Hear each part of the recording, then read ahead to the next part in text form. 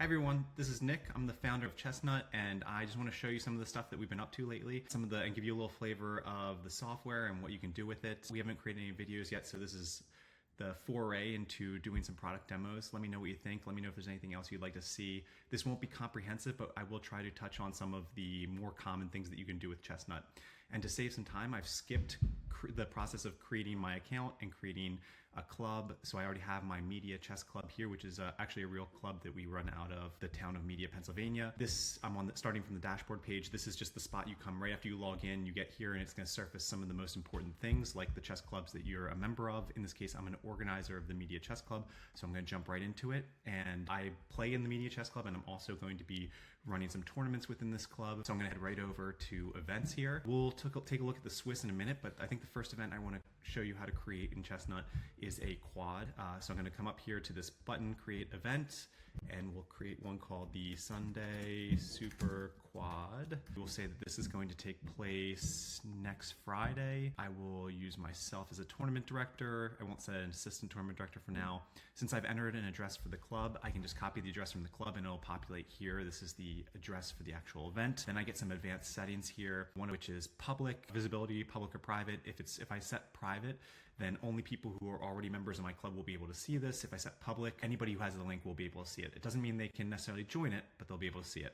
So I'll set public for now, and then there's this choice for over the board or Lichess. We have a pretty robust Lichess integration. I'll get to that later and demonstrate that, but for now I'm just going to do over the board.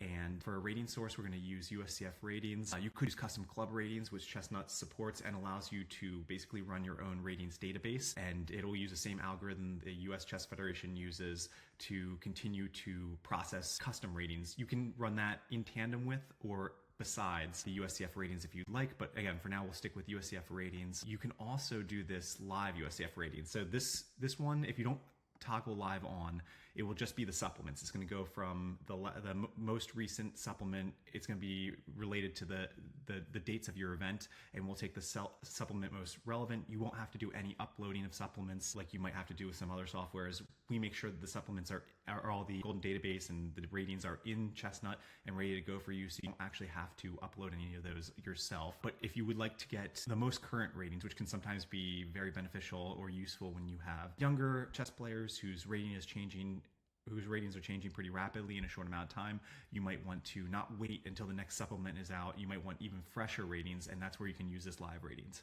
So live ratings will fall back to the supplement if there is no latest rating, if the person hasn't played in an event that's been rated since the last supplement.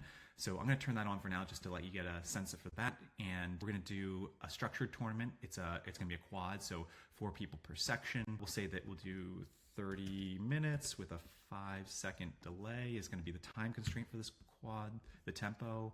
And then we're going to make this, we'll enable registration.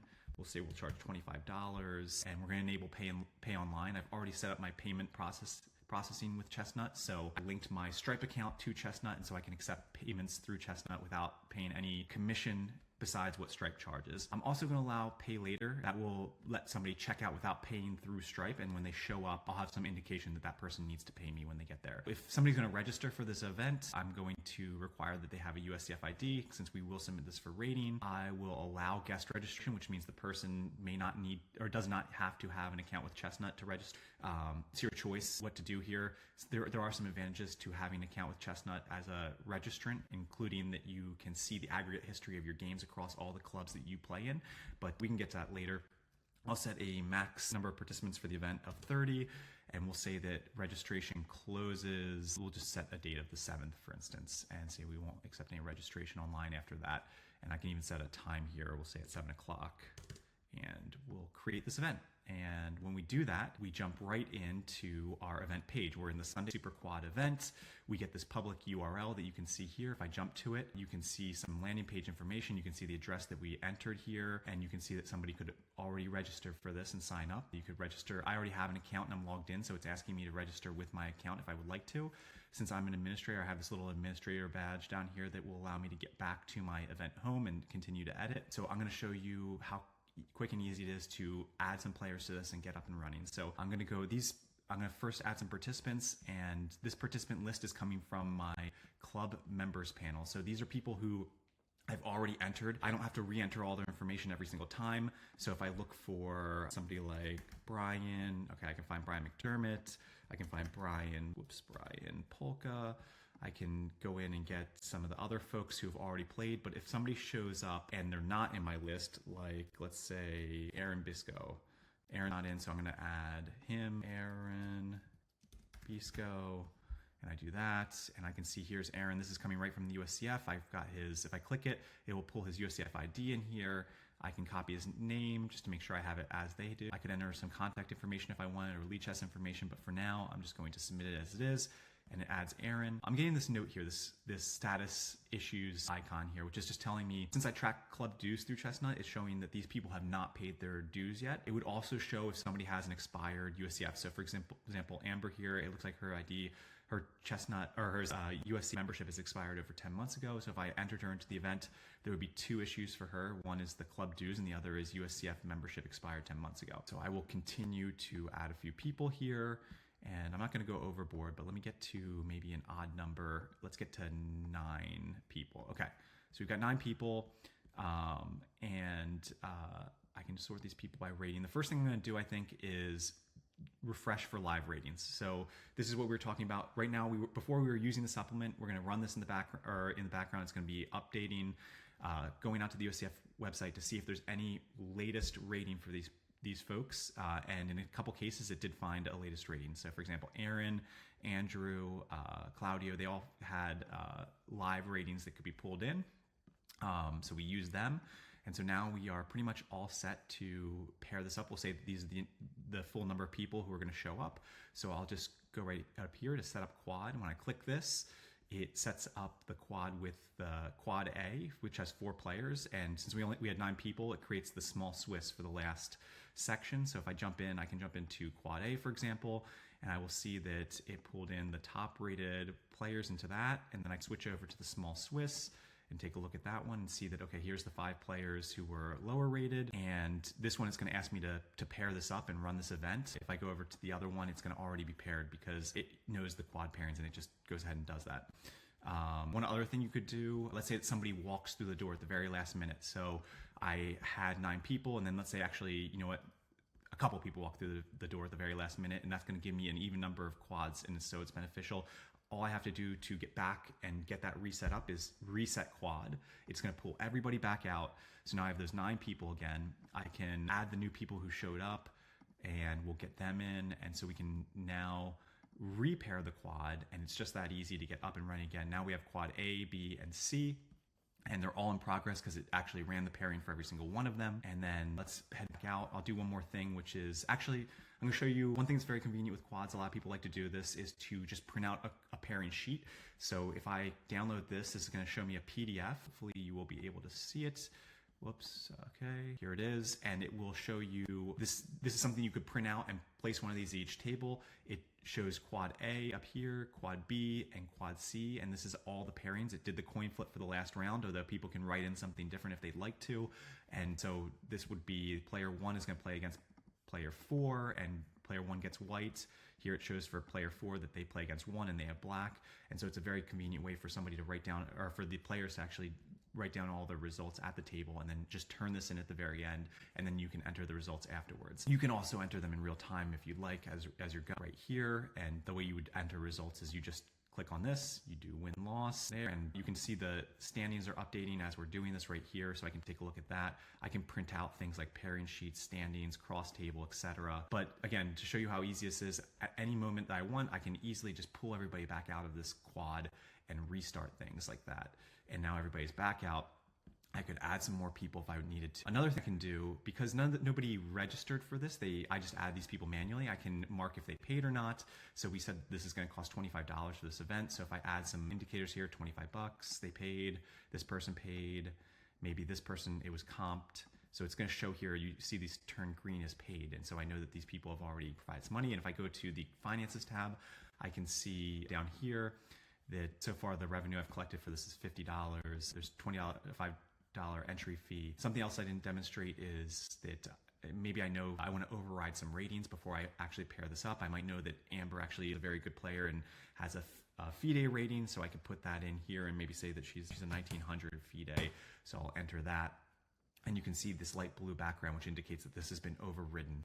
So yeah, let's actually I'll go back in, I'll pair this up one more time, and I'm gonna show you the finance tab in more detail. So again, you can see this is quad A. I can look across the different sections and see only one person paid in this section. I can update this after the fact if I need to. It's pretty flexible. You're really not gonna get into any trouble as you work through this system.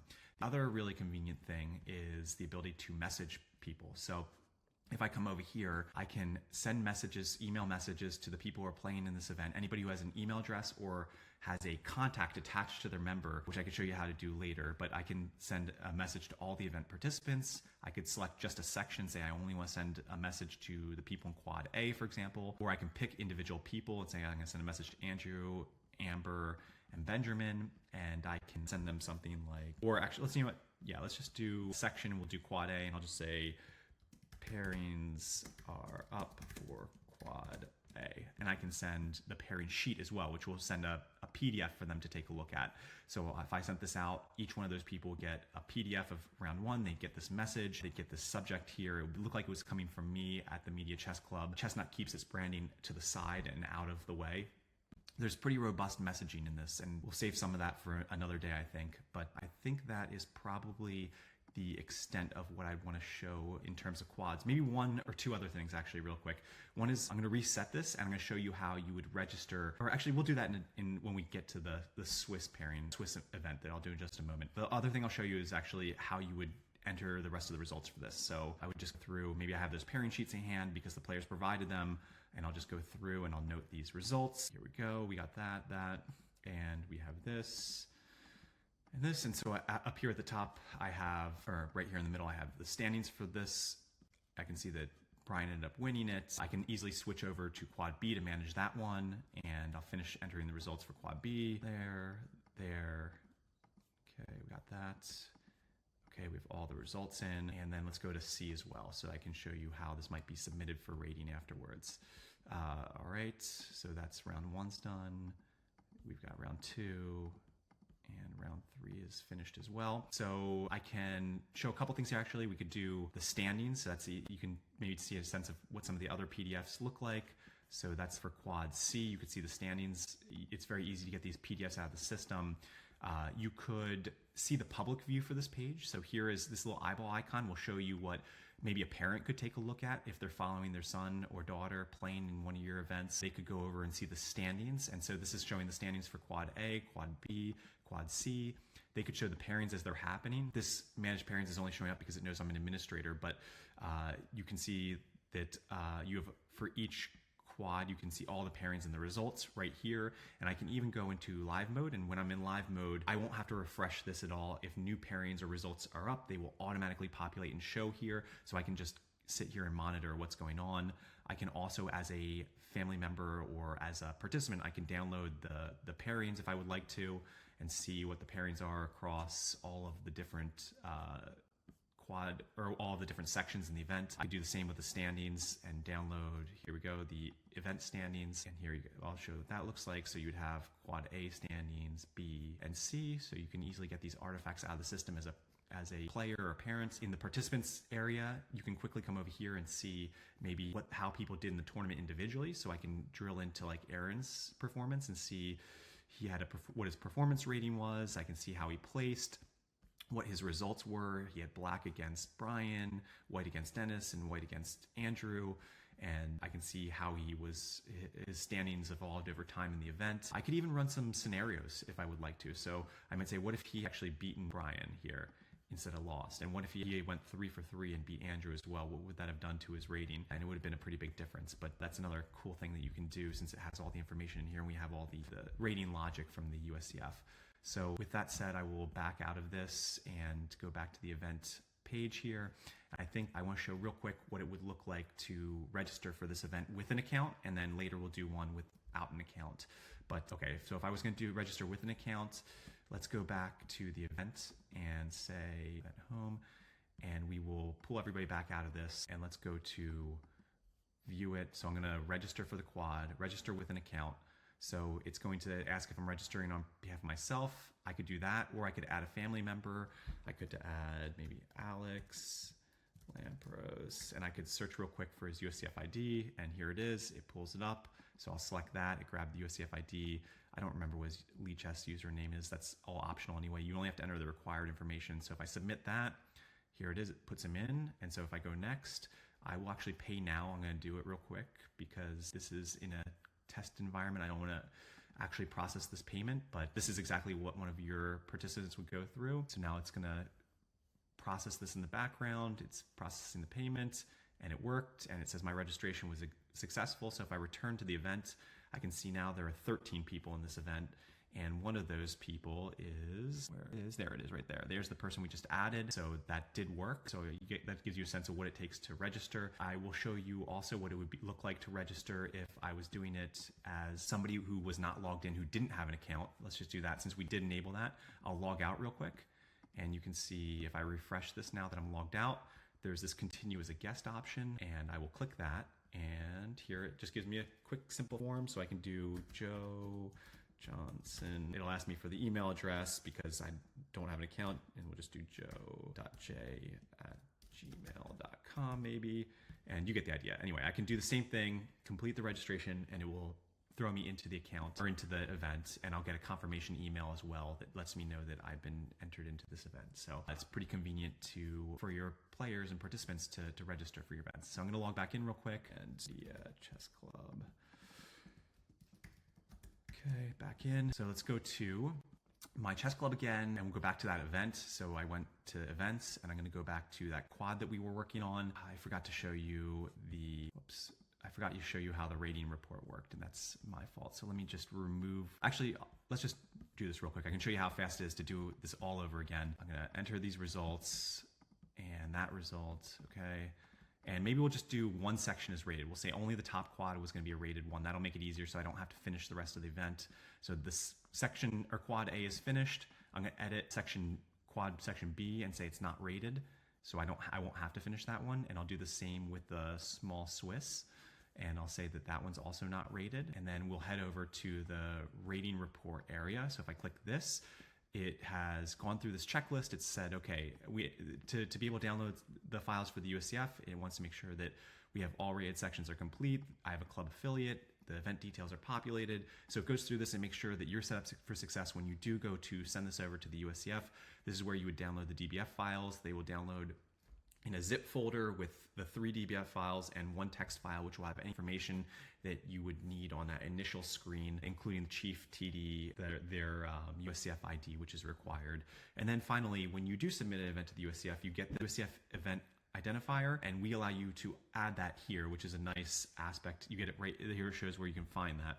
But you can add that here, and then your players, if they come back to your event landing page, they can then jump easily right to the ratings page from the USCF. So that's a nice little feature as well. I did tell you, or mention that we have this club ratings aspect.